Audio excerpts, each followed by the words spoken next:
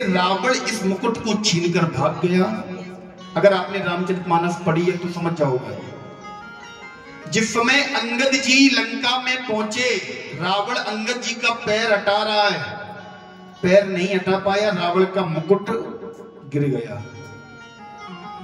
अंगद जी ने लंका से पता नहीं कितने मुकुट उठा उठाकर रामादल की तरफ फेंके। क्यों फेंके? केवल इसीलिए इसी मुकुटों में से एक मुकुट दशरथ जी का है जो बाली के पास था। बाली से रावण लेकर आ गया।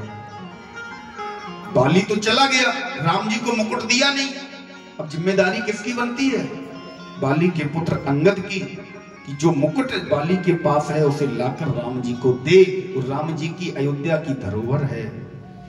वनवास का भी यही एक कारण प्रमुख रहा।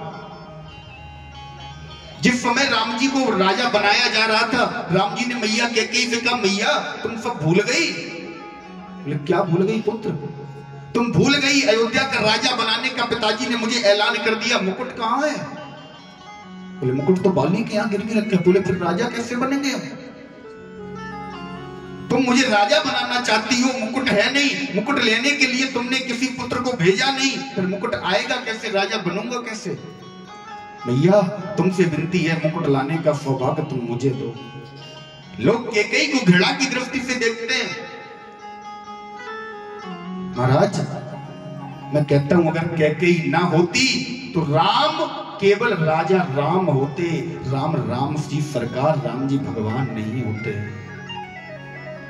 अगर राम बन नहीं जाते तो राम नहीं बन पाते, केवल राम ही रहते।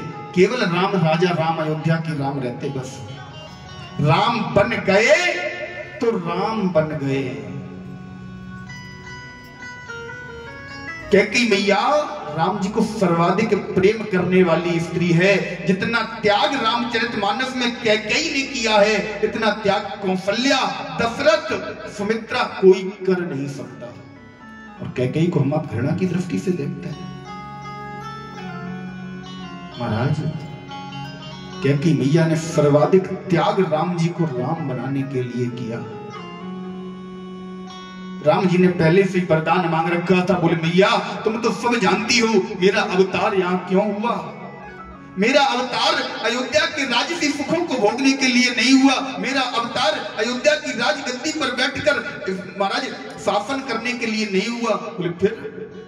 निश्चर हीन करूं मही, भुज उठाए प्रण कीन। मैं सारी पृथ्वी को निश्चरों से खाली करने के लिए आया हूं। राम राज्य की स्थापना करने के लिए आया हूं। मैया राम राज्य की स्थापना मेरे द्वारा केवल अयोध्या में रहने से नहीं होगी। राम राज्य की स्थापना धर्म के स्तंभ पर होगी, धर्म की ध्वजा पर होगी। और जब तक रावण लंका में रावण रूपी अधर्मी बैठा है, तब तक कैसा राम राज्य? राम राज्य की स्थापना तब तक नहीं होगी जब तक राम चलकर इस समाज के सबसे अंतिम व्यक्ति सबरी तक नहीं पहुंचेगा। तब तक राम राज्य की स्थापना नहीं होगी मैया। इसलिए मेरी तुमसे विनती है, कुछ भी करो, कैसे भी करो, मुझे आप यहाँ राजा बनाने में व्यस्त मत करो। मुझे किसी भी प्रकार बाहर भेजो। मैया ने अपने कलेजे पर, हृदय पर पत्थर लगाकर रोते हुए मन से महाराज एक आडंबरी स्वरूप बनाकर दशरथ जी के सामने जैसे वचन कहे ना, वो केवल कैकेयी का हृदय जानता है और गोस्वामी बाबा की लेखनी जानती है। इतिहासकारों ने लिख दिया, कैकेयी तूने क्या ठानी मन में, राम सिया भेज दे बिन में। कहना आसान है महाराज, कैकेयी जितना त्याग पूरी रामचरितमानस में कोई नहीं कर सकता। आज दशरथ जी ने बाली के हाथों में अपना मुकुट उतार कर दे दिया। बोले बाली इस मुकुट को मेरा अवध की घर धरोहर समझकर तुम अपने पास रखो। आज दशरथ जी बैठकर विचार कर रहे हैं कि मेरे पास अभी तक कोई संतान नहीं है, कोई पुत्र नहीं है। मैंने बाली को वचन दिया है, होगा पुत्रों में वीर कोई तो मुकुट वही ले जाएगा। आज कोई जब पुत्र है नहीं, 60,000 वर्ष का मैं हो चुका हूं, 3 विवाह कर लिए, अभी तक पुत्र नहीं है। विचार करने लगे,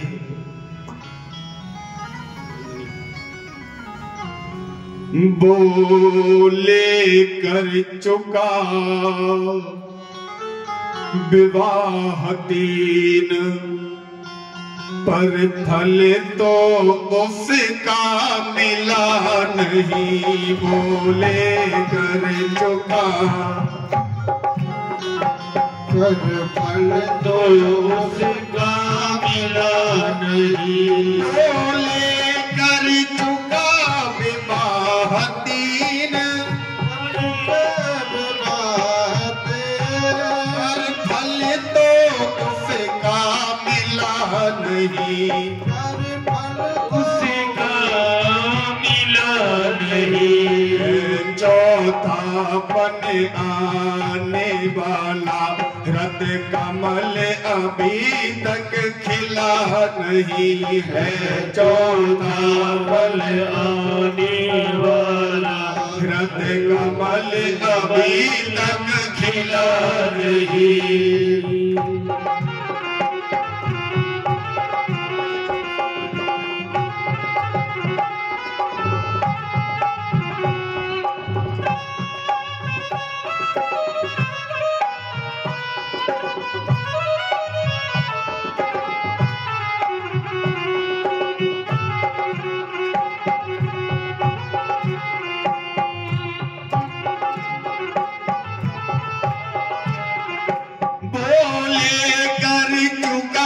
विवाह 3, ओ बोले कर चुका विवाह 3, पर फल तो उसका मिला नहीं। पर फल तो उसका मिला नहीं। चौथा पन आने वाला रत कमल अभी तक खिला नहीं है।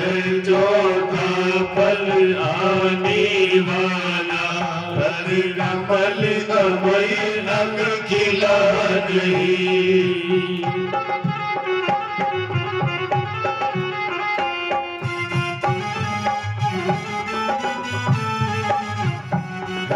चौथा पन आने वाला रत कमल अभी तक खिला नहीं है।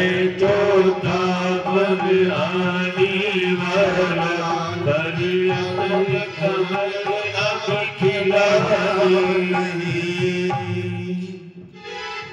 महाराज आज यही सारे विचार करके मुझे लगता है मेरे कुल में आज तक कोई अवध का राज्य हारा नहीं। हरिश्चंद्र जी ने दिया तो दान दिया, हारे नहीं। मुझे लगता है मैं अपने कुल का ब्रह्मा के पुत्र मरीच के कुल में जन्मा रघुवंशी दशरथ, मुझे लगता है मैं अपने कुल का पहला ऐसा शासक बन जाऊंगा जो अपना राज्य हार गया। यही विचार भूपति मन माही, भई गिलानी मोरे सुध नाहि। और जब दुख हुआ, गिलानी हुई तो क्या किया?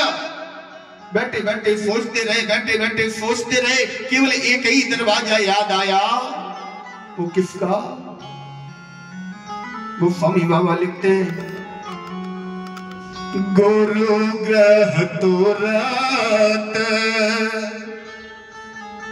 ध्यान देना, आज दशरथ जी के पास कष्ट है, दशरथ जी के हृदय में वेदना है, तो कहां जा रहे हैं? बोले गुरु ग्रह तुरत गयो महिपाला, चरण लागे कर विनय विशाला। चरण लागे कर विनय विशाला। गुरु ग्रह गए तुरंत मैं पाला, गुरु ग्रह गया तुरंत मैं पाला, चरण लागे कर विनय विशाला।